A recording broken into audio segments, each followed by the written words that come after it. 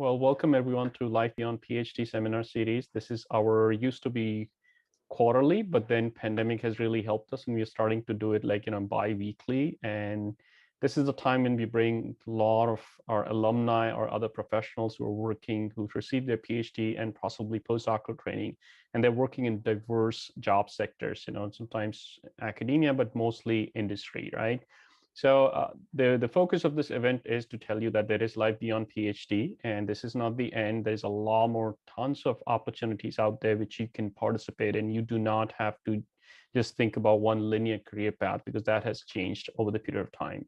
So today's event is going to be focused on people who are on physics, from physics background. Even if you're not from physics background, biomedical, the company which our speaker works at, you might have some overlapping areas where you might be interested to work in. So you will get to hear more about the company and see where you might fit in, and you're going to learn about the career journey of our speaker today, and they'll get into details about their company, and they'll tell you more like mechanisms of how to transition into that role. And another interesting thing is our speaker today is also international like me. So, some of you who are of international origin who are on visa, if you would have any questions related to that, our speaker would be happy to take those questions now or in the end. Okay. So, well, with that, we will get started. It is my pleasure to introduce today's speaker, Dr. Tetiana Shalapska, and I will be calling her Tanya. I met Tanya like years ago at National Postdoctoral Association meeting, and I was looking through LinkedIn to see who is in my connection, who I can contact to have an event based on physics. She was the first one, and we kept in touch. And I'm glad this is happening. Um, Tanya is an application scientist at Bruker, which is located in Madison area, Midwest. I hope you're not covered with snow right now. So Tanya received her PhD from Ukraine, from Ivan Franko National University of Lviv. And after that, he did her postdoctoral fellowship, again in the area of physics in Estonia, before coming to Lawrence Berkeley National University here in Berkeley. And that was the time when I met her, and we've kept in touch since then. But interestingly, after that, she transitioned into industry position as an application scientist. And we're going to learn all about that. And Tanya do have a slideshow, and she's going to walk us through that. Thank you so much for this opportunity. It's actually my first time, because usually I was on that side, like a few years ago. I did my PhD and I was in Berkeley lab, and I was a postdoc. I can share my experience and have a nice opportunity today to talk to you guys, right? And yeah, talk about my life journey, my career, and yeah. But later on, if you would like to reconnect in LinkedIn, feel free to join me. I would be also happy to help you and answer the questions and give you. We can always talk. So my story begins. I'm originally from Ukraine, so I was born and get my degree in Lviv. So you can see this picture. This is a very beautiful city of lion. We have a university. It's more like fundamental science. So I got a degree in physics, material science. But then I have a very nice opportunity to move forward and and have a postdoc position in Estonia. And then I was looking for another job and it was a lucky moment when I found a position in Berkeley lab, and it was a very nice group. So let's get started. So as I already mentioned, when I was a kid, I was kind of curious about the science. It was like I always study a lot, and I like science and I like physics, mathematics, but I didn't know what I'm gonna do in my life. But one more time, lucky moment, I have a very nice teacher. She bring me to the university physics department, and I finish it, and I got my PhD. I have a very nice professor. He was in applied physics, so we did a lot of. It's more like experimental physics when we do a lot of experiments. So I was working mainly with different type of materials, phosphorus materials that are using in the luminescence lamps, right? And then later on, the part of this physics was transferred to the scintillation materials, like for different type of the detectors. So as you can see here, I have two postdocs position, and I participate in different European projects and also international projects as well, because I was working in different groups, and that helped me to connect with the different people worldwide, not only in Europe. Um, I just want to give you a little bit briefly the introduction to the scintillation, to the my topic, my expertise. So I was born actually in 1985, so I'm pretty old lady. But you can see back at that time there was a lot of different type of materials already discovered. I was really, I would say, lucky because I met my professor, and he was the part of this journey. He discovered one of those bright materials as well. So he was able to share his great experience, and he always told me, "You're never, it's never late. You know, there's still a lot of things to do. There's still a lot of things to develop, and we can still work together and get your PhD." So that brings us to the point that he has a lot of we have a lot of collaboration, and we work with the different people, different groups. And I think that it was a great experience for me because I was able to learn from the people, right? Create some network at the time when I was a student, PhD student. And also I have a chance to go to the different places, then different conferences and present my results. So I would say in that stage, when you are a PhD student, it's kind of important to create your network and also talk to the different people, right? Because sometimes they can give you good recommendations that can give you some good advices as well. So it's very nice opportunity to work and connect the people when you're a PhD because you are young scientists. So they always like the professor likes to work with you and just give you some ideas. So when I started in the Berkeley lab, there was this professor. She invited me to grow the crystal. I never had any experience how to grow the crystal because I was working mainly with the nanoparticles, microparticles, like a small powders. But she told me that, you know what, I'm an expert here. I'm going to teach you how to do it. One thing that we need from you, your expertise and the ability to learn. It's like, yes, I'm open for that. So that was my first experience when I came to the lab without no background in the crystal grow. But then we have a very nice group and I have a lot of resources. So I learned together with the team or with my group as a postdoc, and then we create a very nice project. We create a lot of nice materials. And that actually, this was the time when I saw a lot of application of the stuff that I'm doing here. Because those kind of crystals I are important for the different kind of, we are using for different type of detectors. The main application is like airports, right? So you go through the security and you go through the big, like a door, and those doors has a lot of different type of detectors. So my goal was to develop something new, very fast, very efficient, and very productive. So the people doesn't need to stay like, because in the airport you have a lot of people waiting for the security, right? So the part of this project that was kind of interesting for me because there was a lot of application, developing something new for the national security. And that was the point when I switched, okay, I would like to do something that has real application in life, right? Like this kind of crystal. Um, so this is one of the crystal that I grow actually. It was pretty good for the first time experience. And even at that time when I was a postdoc in Berkeley lab, the same thing. Our project was international and we have a lot of collaboration with the different companies. So that brings me to the point that maybe I should switch to the industry and see and learn something different than the university and the national labs. So yeah, so that was the crucial point for me because I realized that I can always go back to university and be a professor, right? But I would like to try something different. I challenging for me because I never had any experience in the industry. But the fact that you are doing something useful and you can solve the problem bring me to the point that I would like to try. In meantime, I think it's kind of very important to publish some papers because one more time, you usually meet some people when you go to the conferences, right? Or some symposium or seminars.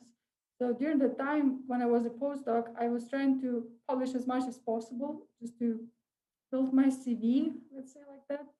And I have very nice papers, publications. I don't know if it's, of course, it's not so easy sometimes because you need to work a lot to get some good data and present them in the suitable journals.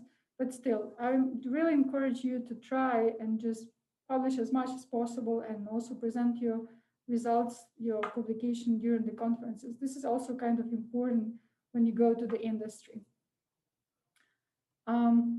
Another thing is, like, beside the life, there's also another life. So what I was trying to do, I was trying to participate and volunteer in different organizations.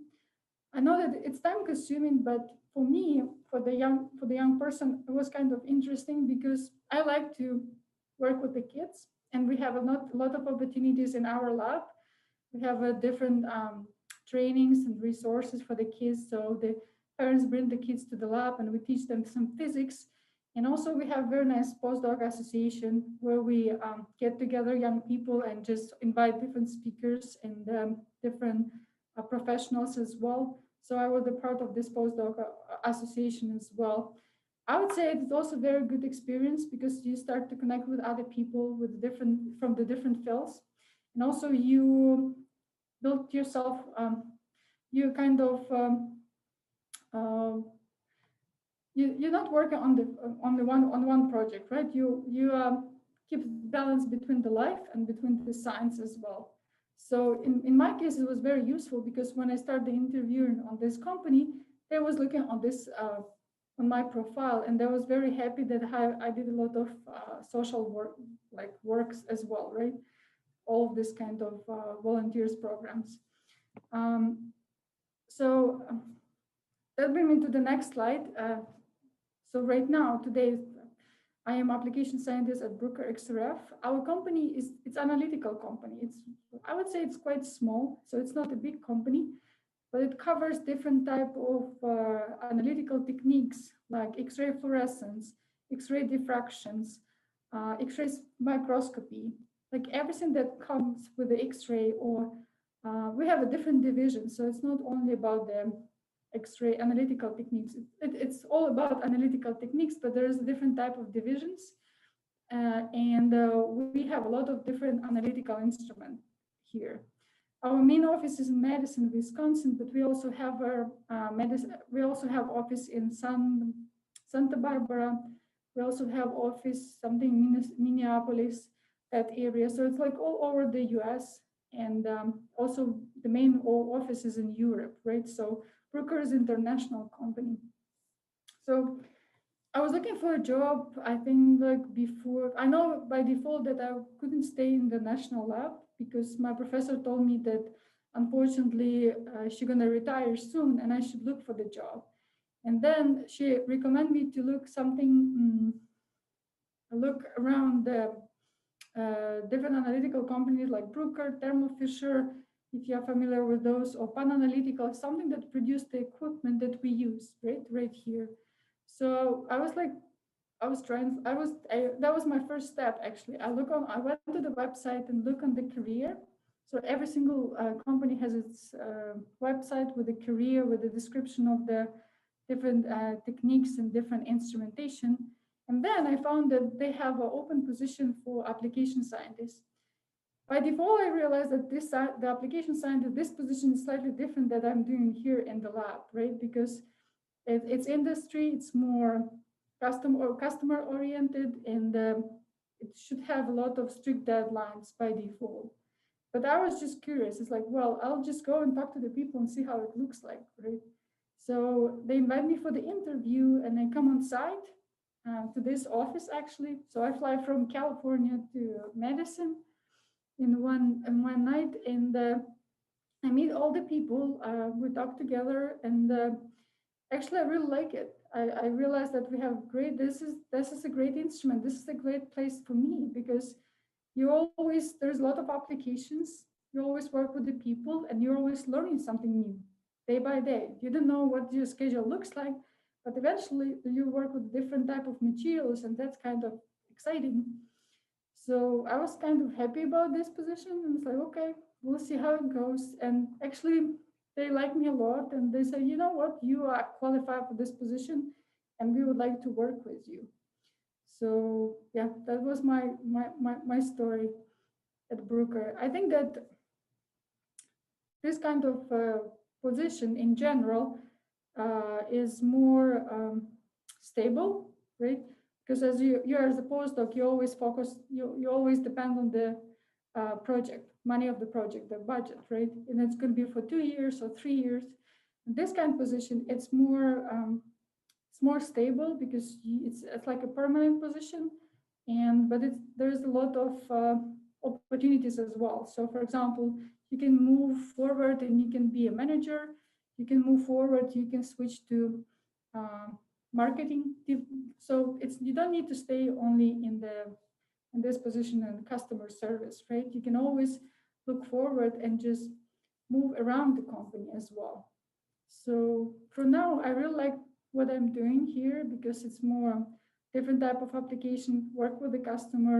It's a sales and service of our analytical instruments. So eventually you became an expert of the technique because we are working with XRF, X-ray fluorescence spectroscopy. And yeah, you feel like a lot of the people appreciate you because you try to help them to solve their problems. You make sure that everything is working properly. You work together. You create some connections. And so far, I have a lot of friends, even my customers, right? So we keep it professional, but after a while, after 3 years, you became a best friend because you talk to the people all the time, and it's really exciting because you can see that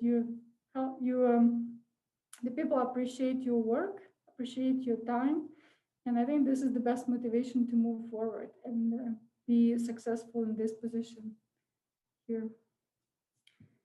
Um, I just want to say, I always ask myself the question: science for life or life for science? Because I would say that there's no, it's not only about the science, right? You can be a very bright scientist, but you don't have so much time for your personal life. So I choose life for science for myself. So beside the science that I'm doing, I'm spending some time, I'm making some new friends, even through the company. And I also still continue to work with the kids because in the company we have a special days when the parents can bring the kids, the employer can bring the kids, and we can show them all this instrument. We can do some special projects with them. And I have a very nice feedback from the customers. So they always, as I mentioned before, they always appreciate it. And another thing that I would like to mention that I also bring some this position and this kind of job bring me to the point that I got a puppy now because I'm working with a different customer with the pet food applications. I'm testing those type of material, and right now I kind of very happy because I can take care about my puppy, and she really makes me really happy. So I keep balance between the work and between my lifestyle life. Yeah. Hey. Okay, so this is what I have for you. Mm. And now I think that if you have some questions about the Bruker or about the stuff in general, I'll be happy to answer. And I do have couple of curiosities which people always ask me, and which comes up during our events. Something about what were it's always very hard to transition from academia to industry, not because it's hard, just because it's a totally different mindset you have to apply when you work in industry compared to in academia. Again, it also depends on the kind of job you're doing in industry, but academic CV is totally different from what you need for a resume and then for an industry position. What were some of the very the transferable skills which you highlighted during your resume application process, but also something which you think you use on a daily basis, and how did you sort of build those things? Well, first of all, I think that when they hire you as a like in the industry, they're looking for your background, right? So you need to be qualified for the job. I think that another thing that, but they still train you, right? So there's going to be some period like 1 year or 2 years when they always will train you and help you to meet all the requirements and meet all the specification for the position, right? So I would say that the best thing is to have this ability of problem solving, solve the problems, ability to learn quickly. Because one more time, in industry, you have very strict deadlines, 1 week, 2 weeks. It's not like a long-term project with your PhD when you have 3 years or 2 years, right? Here is like very, very strict. You have very strict deadlines and you need to make a decision right away. Like you don't make a decision, but you need to provide the results right away. So I think this is kind of important to be a very good time manager, right? So to look on your priorities and be very flexible with your time as well. Because sometimes you, as I mentioned before, like you came on to the work and your priority changed a lot. So you need to be very flexible and just do what is important for today, not for tomorrow, right? Or yesterday. So I think this is something that I learned with this position. I think that also something which is kind of important, and I think it's a very good. Um, this is what we have as a PhD. We are professionals, right? Because you're working a lot hard, like you're trying to accomplish some results, good research. You're um, working with different people, so you're learning through that, and that builds your core.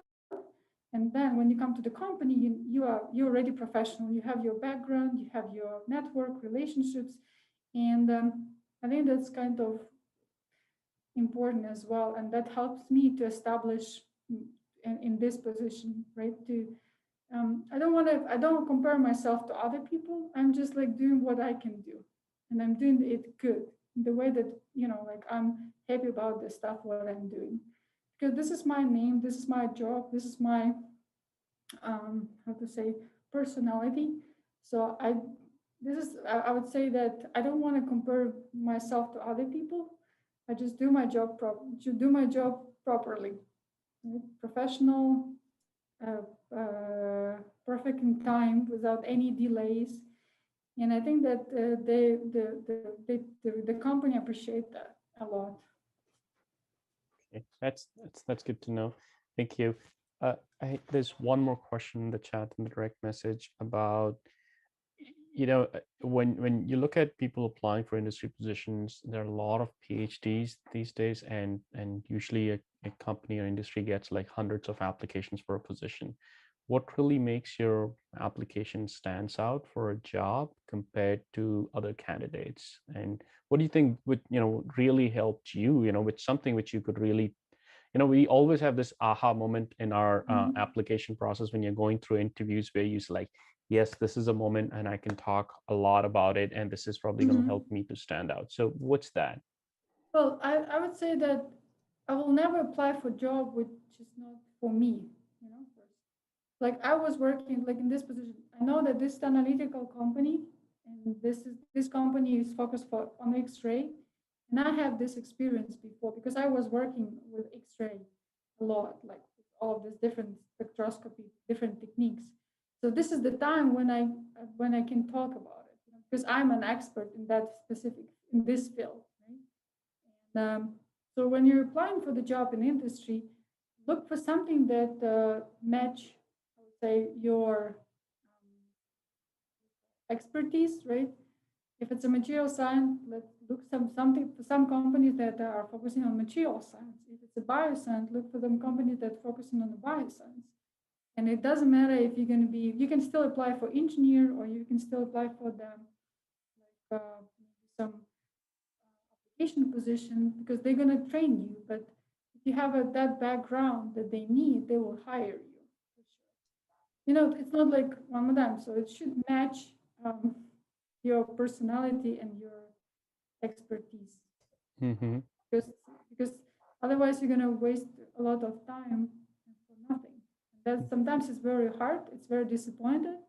If you talk to the people and they say, "I'm sorry, you are not qualified. You're not qualified," and that's kind of very hard.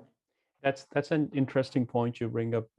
Knowing that what your skills, strengths, and what personal and professional values are, and make sure that they are in alignment with what the company job and the responsibilities are going to be.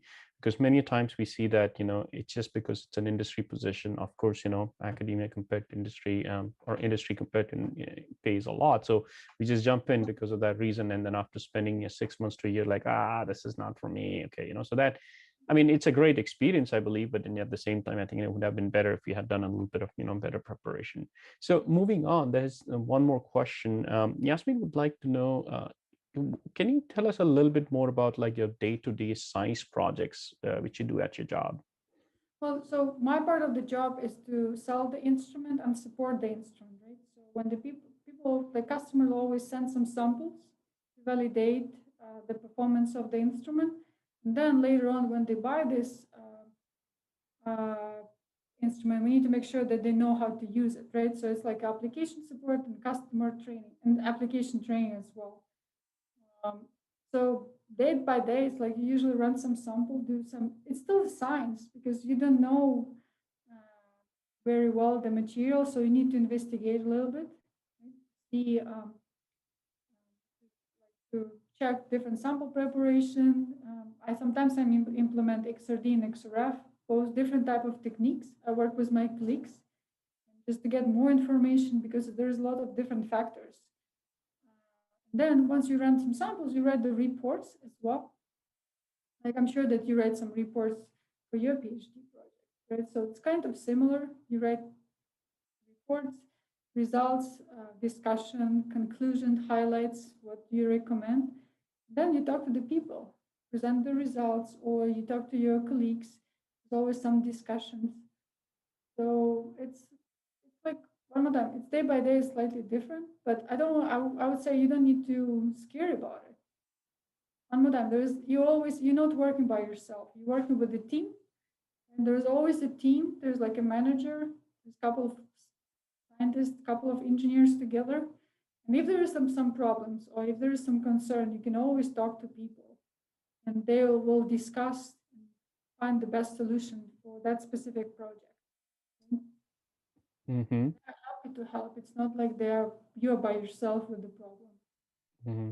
So it sounds like there's a lot of like teamwork in Yes. your setting. It's really the team which is very important. Everyone comes together, compared to a lot of times, I guess academics can be very Yeah. territorial. Like my work is important. I don't want to collaborate, and I think that's something that's another thing which I hear all the time from all our industry professionals, that what's the most important thing here is the communication skills, be able to work in a team and just and maybe serve as a leader without actually really leading with an example, without actually just delegating and asking people to just keep doing stuff, right? So that's interesting.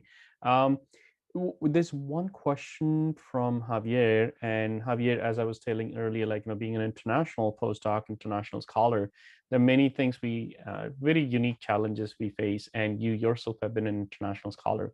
What sort of how easy or difficult it was to move from academia to industry, with, I believe it's a two-part thing. One, as an international like person working in industry. Secondly, like navigating the visa immigration landscape.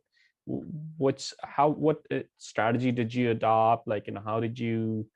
Um, I guess you'll get into more details of it. So anything related to that would be useful. Well, so when I came to this country like 5 years ago as a postdoc, after 1 year, I was like, the first year was really hard for me. I think this is very common for international students, PhD students, because this culture is different. Like everything is brand new, and it takes some time to used to it, right? To set up the life here, because your family is far away. You don't know anyone, so it takes some time. It was very stressful for me. But later on, when I start making some friends and I was really like my team, I saw that I really like what I'm doing here. I was starting to think about, okay, I would like to stay in this country because there is much more opportunities here than back in Ukraine, right? I don't want to say general in Europe because Europe still have a lot of opportunities. I'm just saying about my native country. And so in this point, I was trying to talk to my friends and see like what is the options here, right? Because I was in G1 visa as a postdoc, and all of my friends told me that look, you should get H1B to be able to stay, which is work visa, right? Or get some green card, because otherwise, if you don't have a paperwork, it will be very hard for you. Because some company can do this paperwork for you, but some company not. Yeah, because it's quite expensive. So they recommend me to work on the green card because in US you have this special category national interest, right? So if you're a postdoc or a PhD student, you can be qualified for that. So because they really want to keep the smart, intelligent people in this country, so they can grant you the green card because of your background, of your education.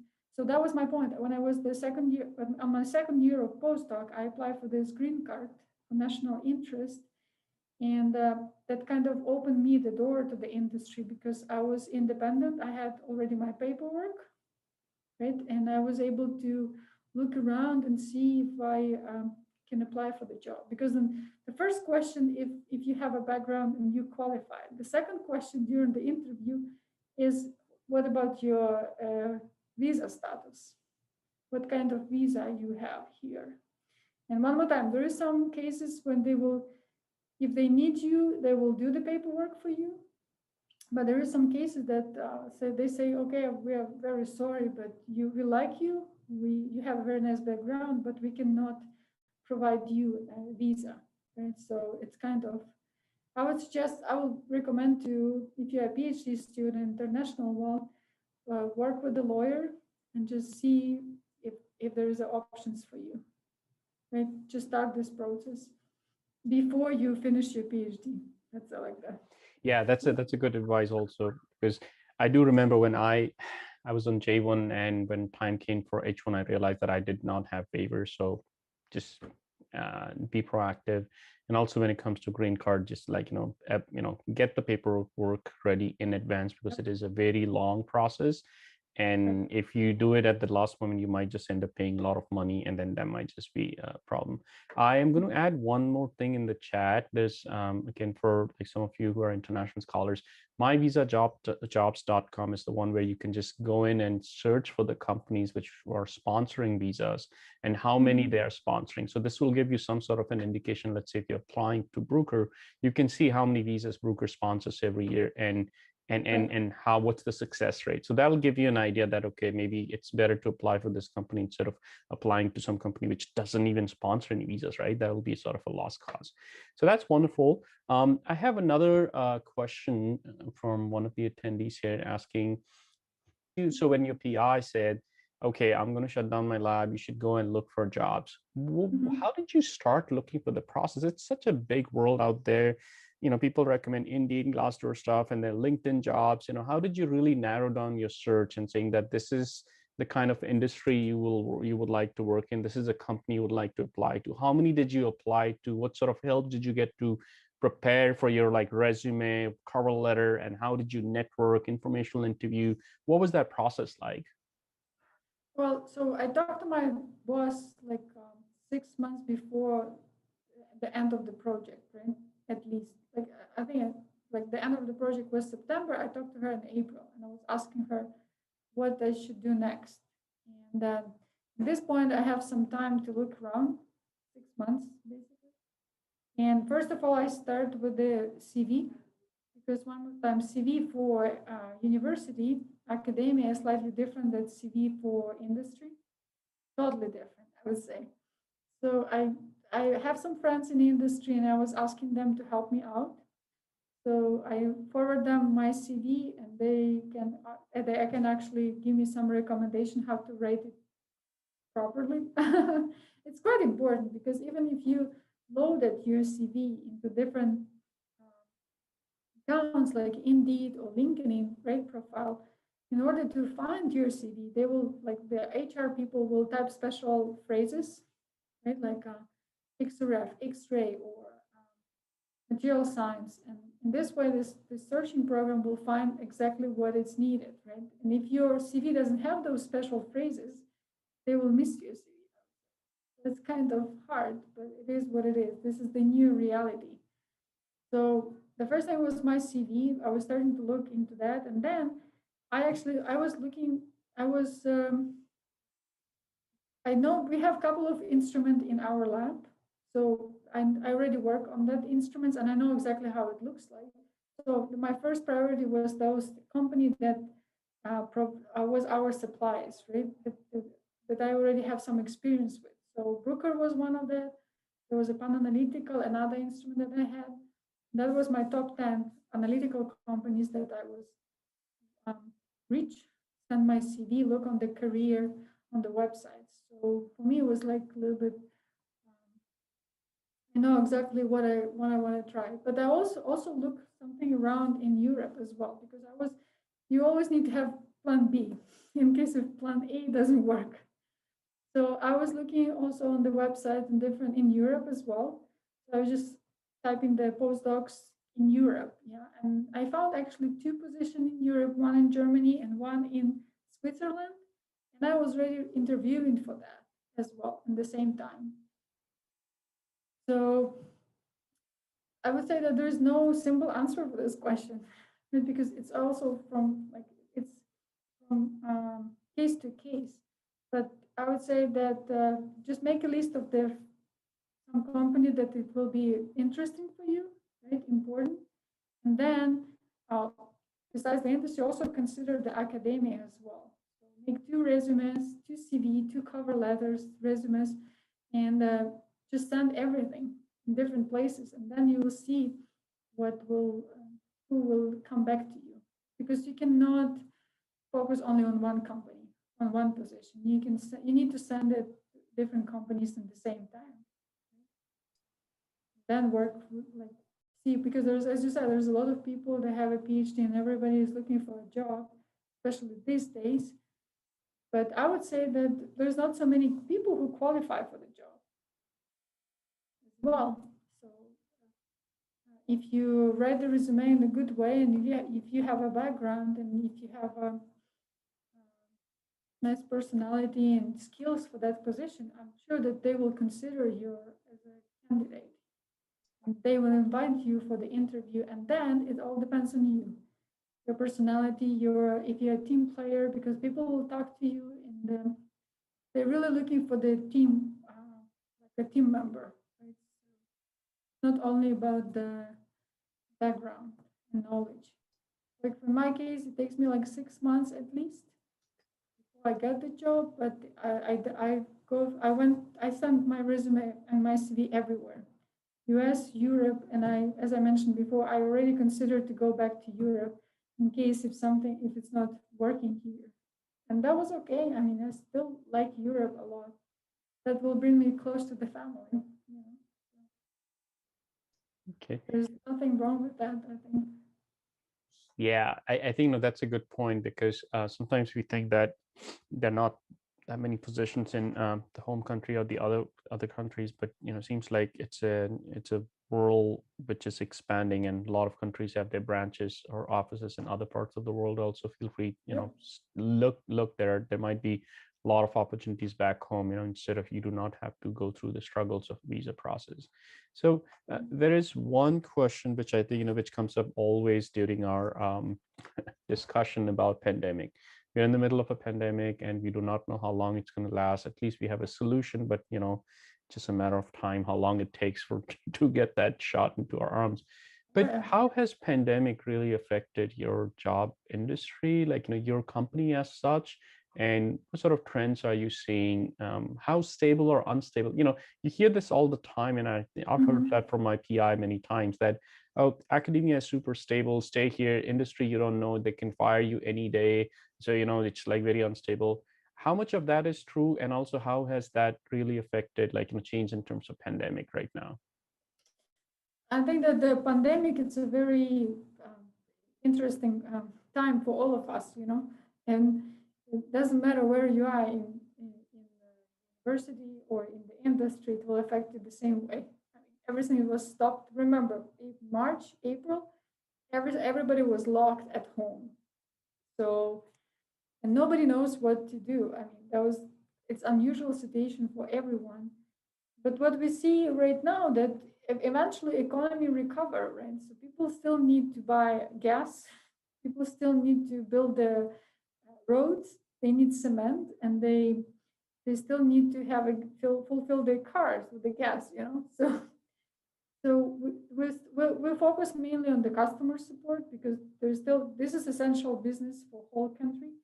So we work from home remotely, and I think that it open us for us new resources because we just realized that we can do a lot of stuff remotely from the office. So for us, it works kind of good as well because we develop a new material, new training material, new video stuff. So now instead of like going on site, we just do everything remotely. People like it because they don't need to spend time and money to travel, right? They can get the information, access to the information right away. And I think that it's also a new stage for our company because we open new stuff. We communicate much more efficient right now with all of these Zoom programs, right? Video calls. Because before it was mainly like meetings face to face, but right now everything's done remotely as well. So I think that there is some problems, right? Because you cannot reconnect as it was before. You cannot travel because it's still important, but I think there's still some benefits as well. And those company like Johnson and Johnson or like Dow, those company that produce some basic stuff like chemicals or like biomaterial, they still it's essential business. They still do like they still need to work and run their business. So I think that people lost the job, but for some people still need to work and do their job, even if it's in pandemic right One last question before we wrap up. It's about when people are applying for jobs, especially in, either it's biomedical or like physics or engineering, sometimes you have a super specialized area you work in your PhD or postdoctoral project, and you're probably an expert in that project and, just one of the few labs in the world. And then when you look for jobs outside activity, we tend to always look for something very specific, what we are experts on. Like how, that's something which always comes up. How specific should you be in your job search as to the kind of work you'll be doing?